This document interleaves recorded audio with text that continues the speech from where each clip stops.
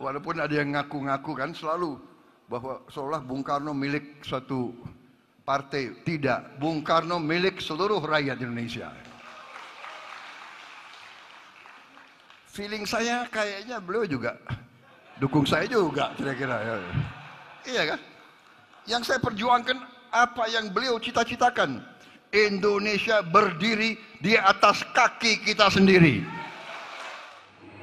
Terkait dengan Bung Karno, apa yang disampaikan oleh Pak Prabowo, memang Bung Karno tidak hanya milik rakyat Indonesia, tetapi milik warga bangsa juga. Karena Bung Karno bercita-cita untuk merombak sistem internasional yang anarkis menjadi sistem internasional yang mengedepankan kesetaraan antar warga bangsa, yang menentang berbagai bentuk penindasan dalam seluruh aspek kehidupan, mengedepankan kemanusiaan, keadilan. Bahkan Bung Karno mengusulkan Pancasila menjadi piagam dari perserikatan bangsa-bangsa untuk membangun suatu tata dunia yang baru. Nah, bagi PD Perjuangan, kesejarahan dengan Bung Karno itu sangat kuat karena akar dari PD Perjuangan adalah TNI yang didirikan oleh Bung Karno dan menggelorakan suatu semangat kemerdekaan Indonesia saat itu dengan mengorganisir rakyat. PD Perjuangan secara konsisten menjabarkan ide, gagasan, pemikiran, cita-cita Bung Karno dalam seluruh nafas kehidupan partai dan kehidupan berbangsa dan bernegara.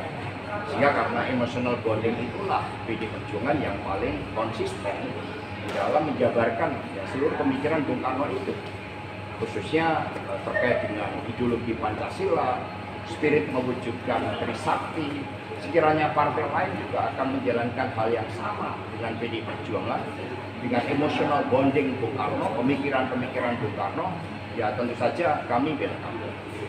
Dan kemudian terkait dengan bagaimana tatanan sistem pemerintahan dibangun, ya kita melihat bahwa bagian dari suatu hukum alam tentang pentingnya check and balances, tentang pentingnya fungsi-fungsi di dalam teori politik. Ada yang berada dalam pemerintahan, ada yang berada di luar pemerintahan, ada yang menjalankan fungsi-fungsi penyeimbang, sehingga representasi dari rakyat itu betul-betul terwakili. Nah, bagaimana sikap PDI Perjuangan?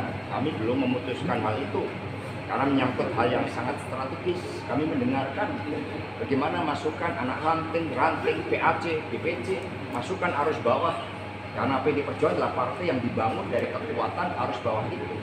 Rapat kerja nasional akan membahas beberapa hal yang strategis terkait dengan evaluasi pelaksanaan pemilu tahun 2024, konsolidasi partai dalam rangka pilkada serentak dan juga persiapan kongres yang akan datang, dan juga persoalan yang sangat penting menyangkut kehidupan kita, masalah pangan.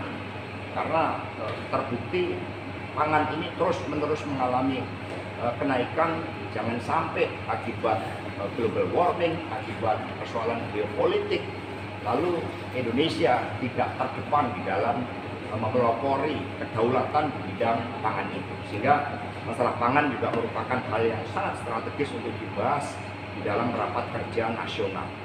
Rakernas juga akan menggelorakan suatu api perjuangan.